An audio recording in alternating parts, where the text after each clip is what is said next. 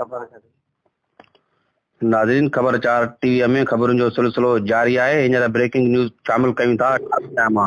M Abbasi जी report मुताबिक़ ठारूशाह में 11 महीना अॻु प्यार जो परणो कंदड़ हरीपुर वासी नारी हलीमा खानज़ादा खे नौशहर फिरोज़ लिंक रोड तां मुबीना हथियारबंदनि खंभण जी कोशिश कई आहे। मज़ामत ते शहरी पहुची आहिनि ऐं हथियारबंद फरार थी वञण में कामयाब थी विया आहिनि। अहिड़ो इतला हद जे पुलिस खे बि ॾिनो वियो आहे।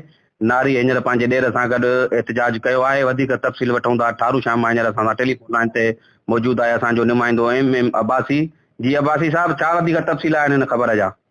जी बिल्कुलु, ठारूशाह हरीपुर जे रहवासी 11 महीना अॻु प्यार जो परणो कंदड़ नारी हलीमा खानज़ादो खे नौशहर फिरोज़ लिंक रोड तां मुबीना हथियारबंदनि खंभण जी कोशिश कई, जंहिंजी सख़्त मज़ामत करण ते शहरी पहुची विया, जितां हथियारबंद फरार थी विया। अहिड़े अमल ते प्रेमिका हलीमा ऐं संदसि ॾेर फरमान खानज़ादो सां गॾु थाणे ते पहुची एहतिजाज कंदे ॿुधायो त अॼु असां सीशन कोर्ट नौशहर फिरोज़ मां पेशीअ दौरान वापसि अची रहिया हुआसीं त बासर टिका खानज़ादा, शाकिर खानज़ादा, वलीद खानज़ादा, दानी खानज़ादा हथियारनि जे ज़ोर ते अगवा करण जी कोशिश कई, जंहिंजी सख़्त मज़ामत करण ते शहरी गॾु थी हुननि ते हथियारबंद फरार थी विया। असां अहिड़े मसइले जी एनसी ठारूशाह थाणे ते दाख़िल कराई आहे, पर पुलिस बासर जवाबदारनि खे गिरफ़्तार न पई करे, जंहिं सबबि जवाबदार संगीन नतीजा भोगण जूं धमकियूं ॾेई रहिया आहिनि।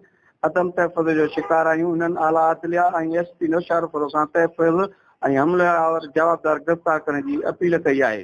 जी जी, महिरबानी साईं, महिरबानी।